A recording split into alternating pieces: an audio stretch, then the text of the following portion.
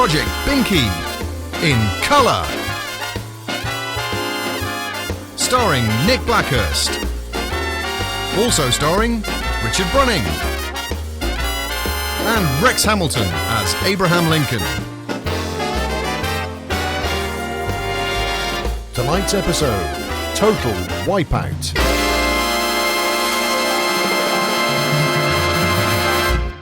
Coming up in episode 18, Nick tries in vain to find a Mark I Bedford CF van.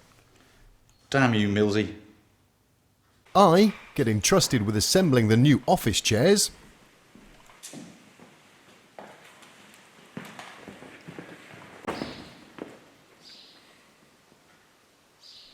And we both invest in some new lighting for the shed.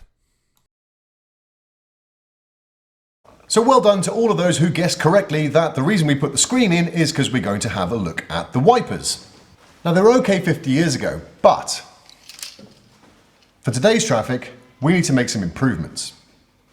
This is the mini wiper setup, and fundamentally it's the same as the Lucas system on lots and lots of old British classic cars. It's actually quite a clever, elegant, compact design. The motor turns a cog with a peg on it that pushes and pulls a spiral-bound wire up this tube, which connects with a gear wheel on the bottom of this spindle, which moves the wiper arm. It's all very clever, but it does have a few issues. In 1980, you had two speeds. Slow,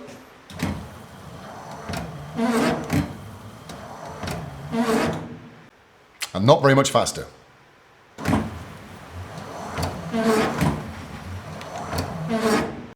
Mainly that's due to this old motor design. It's really not very powerful. And then there's the play.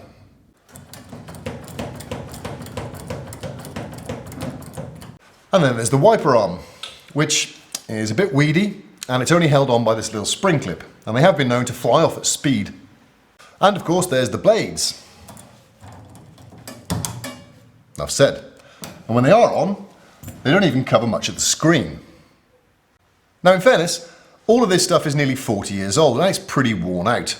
And it would be relatively easy and fairly cheap to replace the whole thing and be done with it.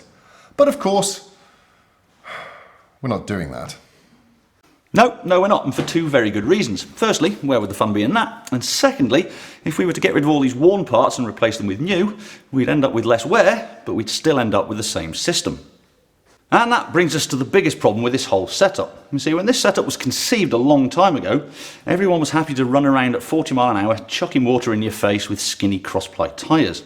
Nowadays, of course, you're out on the motorway, you've got 40-foot Arctics with triaxle trailers with super singles trying to blind you. And if that wasn't bad enough, every wanker and their dog seems to be buying SUVs at the moment, which are high on the ground, got massively wide tyres on them, and they can't seem to be asked to tick the box that says buy mud flaps instead of I want a spanky sat-nav. Toss. We seem to be experiencing some technical problems right now.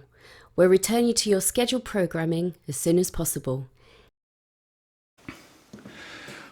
Sorry about that. It's just, I drive quite a small car to commute because I don't actually need an SUV, much like most of the people who buy them. Anyway, that's by the by. This system won't actually cope with modern day traffic, so we need to change it. We're going to try to MacGyver something up using these bits from a Peugeot 205. It's compact, got a good strong motor, and it's nothing to do with us having them on the shelf as spares for the rally car.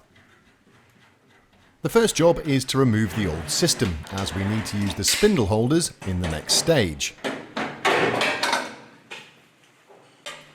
Whip off the nuts and the assembly falls apart. Brilliant. Up next is getting rid of the original spindles from their holders. This involves an angle grinder with the flappy wheel, along with a punch and a hammer.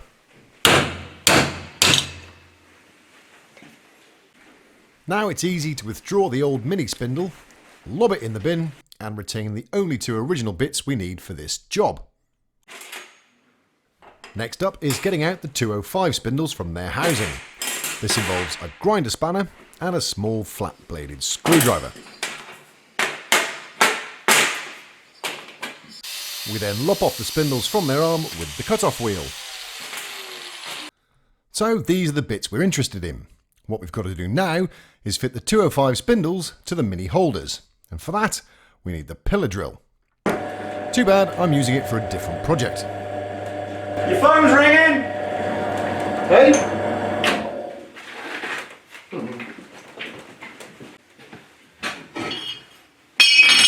A lot of the time, Nick is a colossal helmet. The holders need drilling out to 10mm to accept the 205 shaft. And with that done on both of them, they can get assembled. The washer goes on first, then the spring clip, and lastly the plastic collars. Marvellous! They can then get installed into the scuttle panel. Well, now we've got the makings of a spindle we can actually bolt a wiper arm to, we need to get a wiper arm we can bolt to it, which of course doesn't actually exist, so we're going to have to make something. And I suppose it makes sense to start with a 205 one. Here are the two wiper arms from the Peugeot. Compared to the Mini one, these have a bit more heft to them. Not to mention a much heavier spring to keep them tight against the screen. They also have a proper end on them, giving us access to a bigger variety of wiper blades.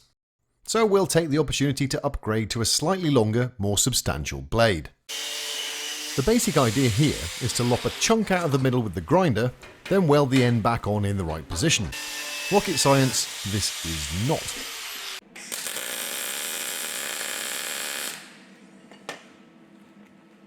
After a quick clean up with the finger sander, the rarely seen manual file, and the bench grinder, the arm is ready for a quick spray over with some black paint. Slide the arm onto the blade and bingo! Now we're getting somewhere. This is the new setup at the top compared to the original Mini items. Let's fit it up and see what it looks like on the car.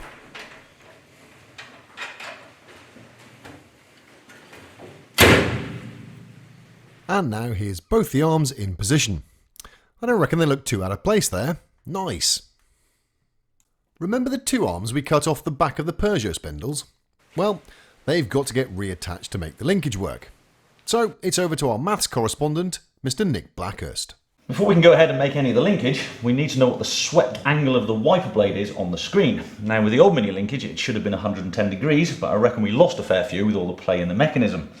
Anyway, we've changed everything now, so we've no idea what it is, so let's find out. This is as simple as drawing some lines on a bit of cardboard.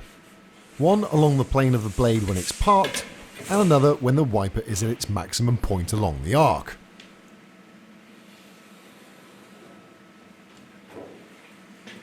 Where those two lines intersect, that's the angle we're looking for.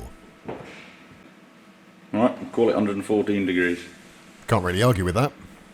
If it hasn't already, this may now become a tad tedious, but it's all relevant, so stick with us. The turn of the wiper arm is dictated by this little drive arm, which is going to get welded to the bottom of the spindle, so they now turn the same amount. Fair enough so far. However, the rotation of this arm is dictated by the Peugeot wiper motor we're using, which has a fixed stroke length of 88mm. So, to get 114 degrees rotation at the wiper, from 88mm of stroke at the motor, the length of this arm becomes critical. The stroke of this arm isn't actually fixed, it's just that we'd rather not mess with it unless absolutely necessary. Now to work out what that measurement is, we could draw everything out to scale and measure it, but this is quite honestly the first legitimate reason we've come across to use trigonometry since we learnt it getting on for 30 years ago. So, to the whiteboard. What we've got then is a pivot, which is our wiper spindle, on the end of an arm of an undetermined length, which has a sweep of 114 degrees over a linear travel of 88mm. We need to know the length of this. If we were only to use half of this, what we'd end up with, we'd have a right angle triangle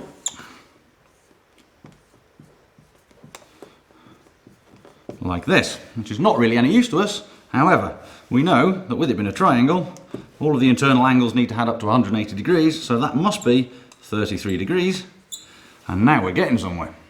I'm sure everyone's remembered their SOHCAHTOA, so you'll probably already know that. Tan 33 degrees times 44 mil gives us 12 28.57 millimeters, which is this length here. But obviously we want this one. And for that, we need us some Pythagoras.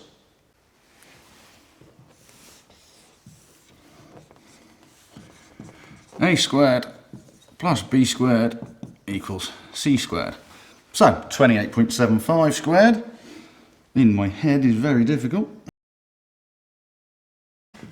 816.24 plus 1936 gives us 2752.24.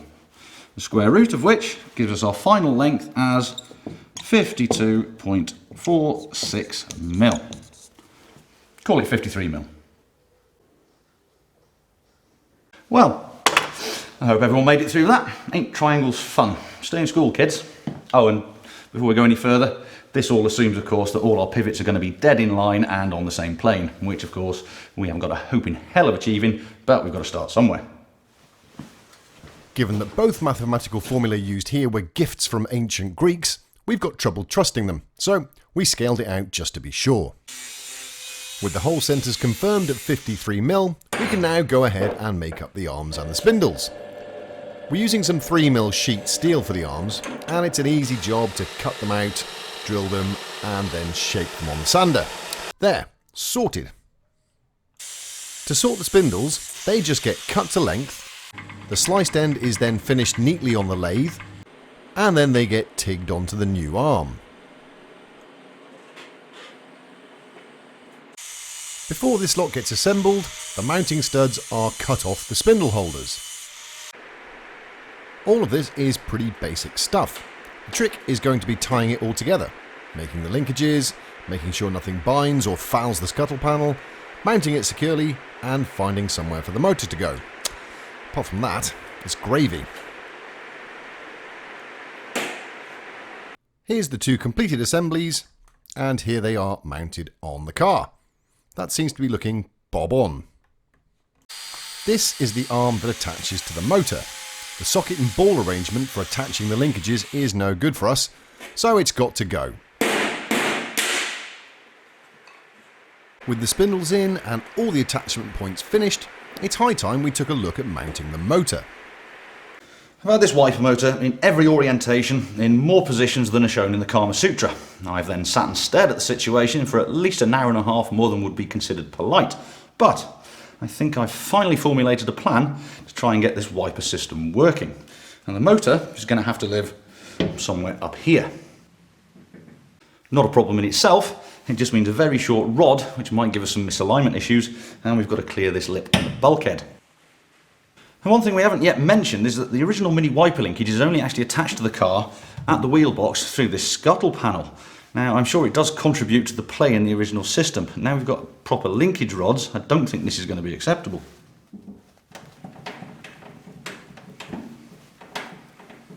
What we require then is a bracket. Yay!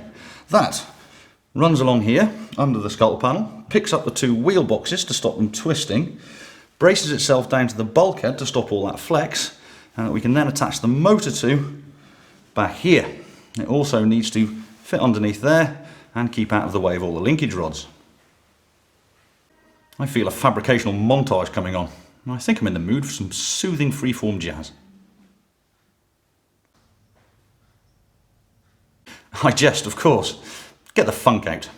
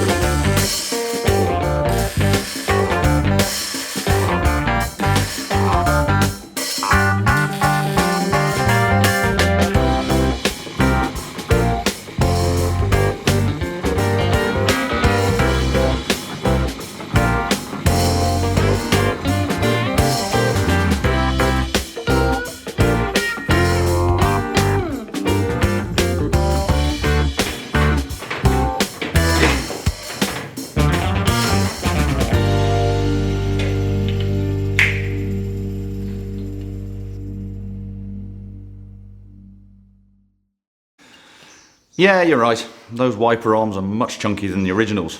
Too chunky, in fact.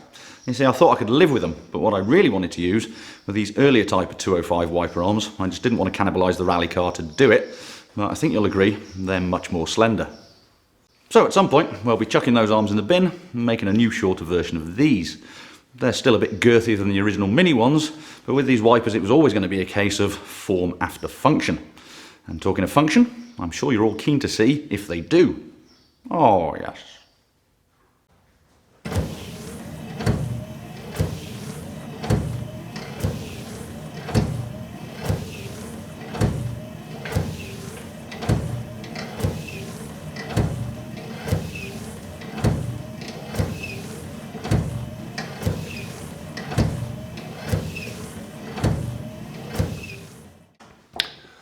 Brilliant! That took 3 times longer than necessary to replace something that was already working. Never mind, we can draw a line underneath that now and move on. No, it's not actually finished yet, mate. What? You see, somewhere kicking around the Ethernet is a top 100 list of man's greatest creations. You know, stuff like the cable tie, the tea bag, Kate Beckinsale's leather outfit in the Underworld movies. And on that list somewhere is automatic wipers. They also happen to be on my own personal list as well, so of course that means I want them in here. Of course you do. So, I guess we'll start with this rain sensor from various PSA cars from about 98 on. And we're using this one because it's the best one we've come across, and not because we've got a knackered Zara VTS kicking about. With its loom attached, there looks like nothing we should worry about. This will be as easy as falling off a log.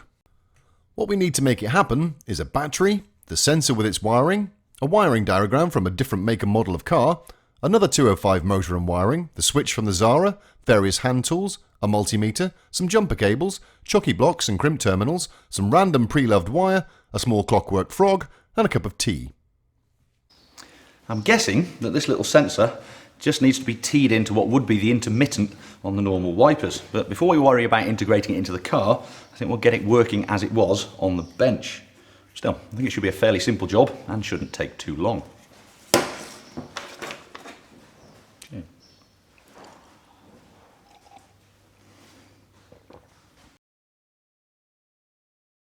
So it turns out that that little sensor not only controls the automatic wipers when it rains, but it controls the high-speed wipers, the park, and the wash wipe. And it does it all using 2 relays, apparently. It's also got a light sensor in there, but we're not going to worry about that. Still, I think we've got the wiper side sorted, so we'll save you all the details of the wiring it up, come back in a minute, and we'll see if it works. I think that's it.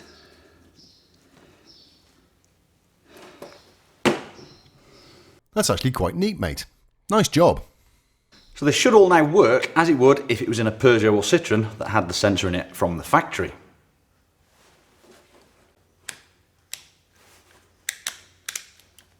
Oh. Cock.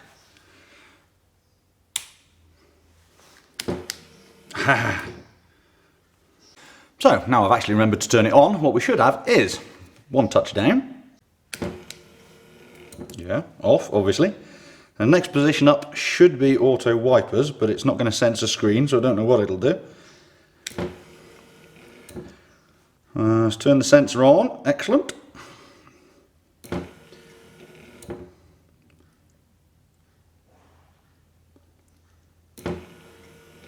Okay, so it looks like it's reverting to normal intermittent because it's not sensing it's attached to anything. And we should have first speed. Second speed, back to first, and off with park.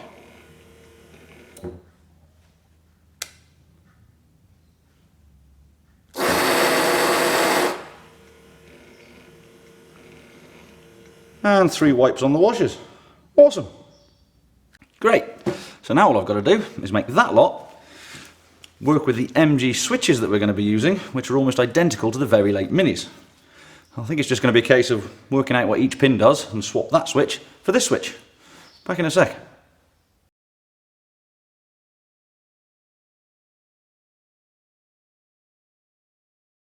So it turns out that, unlike Peugeot Citroën, MG Rover decided to switch the speeds on their motor by switching the earths.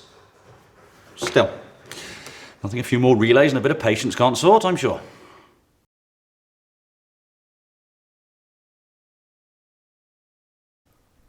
Right, there's the relays all wired in and ready to test the complete system. Let's see if it works. That's a good start.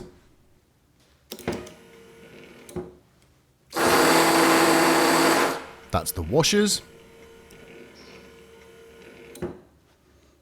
That's on auto. It'll probably revert to intermittent as it's sensing no screen. Yep.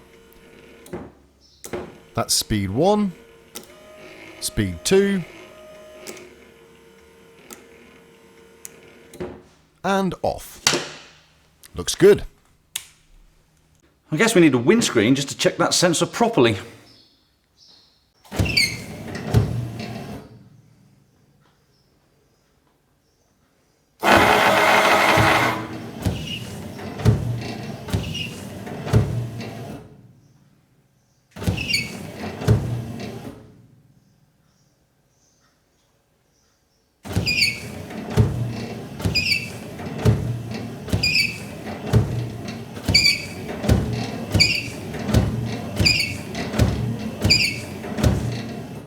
Well, that's all well and good.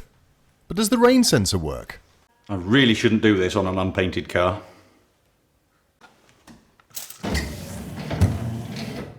It works! This looks to be working much better than the auto wipers on my Alpha, which are brilliant unless it rains.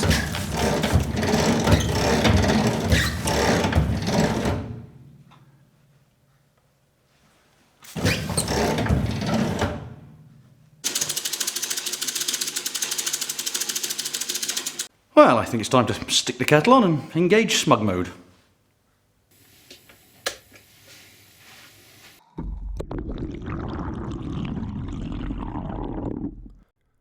Smug mode engaged. In fairness, I have to give him that because it is kind of cool. But we've now drawn a line under that and we can move on from the wipers.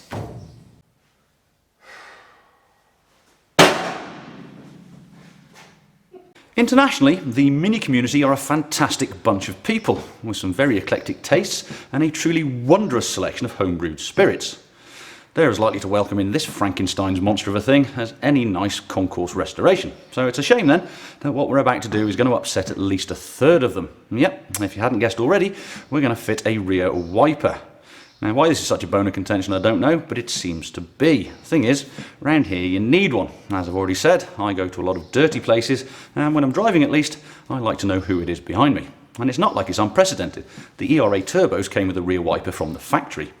Now, we should probably copy that ERA setup, but the bits are almost impossible to get nowadays, and there's an issue. Let me grab a motor, I will explain. So the factory Mini rear wiper motor, I believe, was based on an old Metro item, about the same size as this. Now, the only place on the back of a Mini to put a rear wiper is through this bit of back panel here. When you've got a motor this size, if you put the spindle through there, you end up with the bulk of the motor hanging down into your already very small luggage compartment like an elephant's scrotum. I, of course, do not want an elephant scrotum in my Mini life, so I think I've come up with a way of remote mounting the motor up in here somewhere out of the way. How are we going to do that? Well, it's easy. We're going to use a load of bits that right at the beginning of this episode we told you weren't fit for purpose. Now, I'll stand by that. The only difference here is, at the back, it's not safety critical. So this bunch of components consists of a rear wiper motor from an MG-ZR with a splined drive arm off God knows what, but it fits, a mini front wiper wheel box, some bits of linkage, and the drive cable we've cannibalised out of a front motor, and a mini front wiper arm, which is adjustable for length, which makes the job significantly easier. I think we'll start by editing the rear screen in, and then finding a place to put the spindle through. Your wish is my command. The first thing we've got to do here is decide where we want the spindle to come through the back panel. A red Sharpie marks the spot, and now it's time to take a brave pill and drill a hole into the new rear end. And another for the washer jet. Here I'm just turning up some plastic spacers for the spindle, The original front angled ones won't fit on the rear, so these flat ones should do the trick. It's very, very tight in there, but it's in. Before we go to the trouble of mounting the motor, best just check that it works the way we want it to. Yep, that'll do nicely. We need the same 110-degree sweep as the front wipers, so we can use the same dimensions of travel from this cog out of the front motor to remake this arm into something more like this. Here it is mounted on the spline drive on top of the MG wiper motor. The spiral bound wire needs modifying too, with this collar and a couple of spacer thingies. Just like that, in fact. Well, that's all very nice, but I can't really see how it's going to come together as a complete wiper system. Hopefully the answer is this piece of aluminium. Here we go again.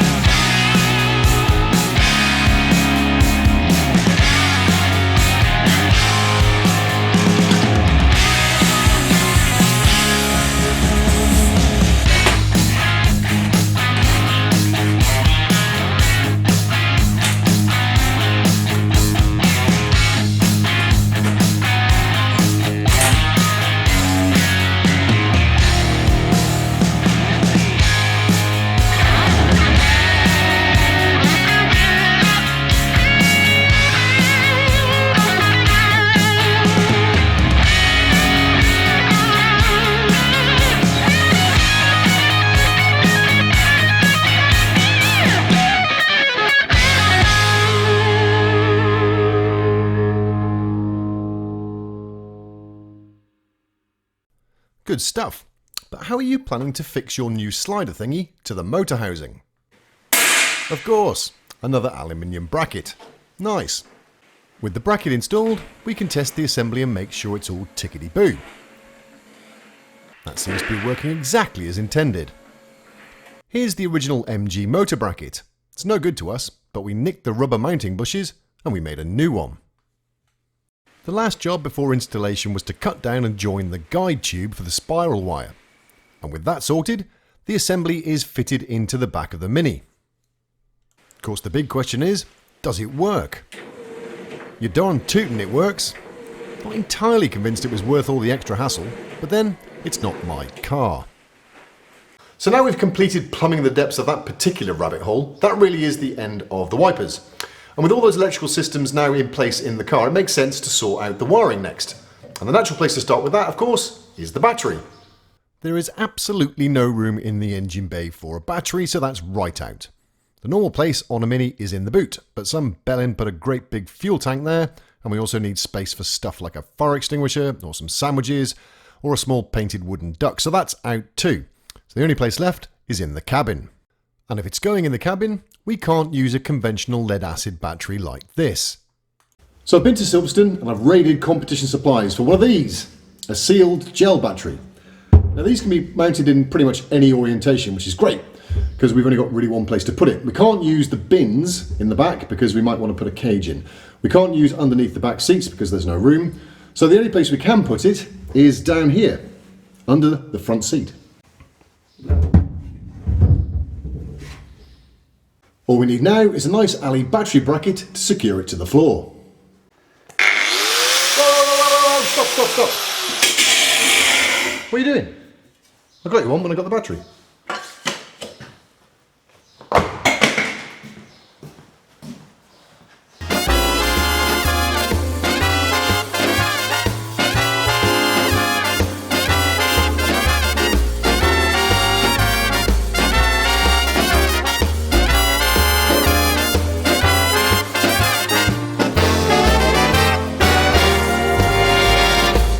sure to tune in next time for another exciting episode from the files of Project Binky.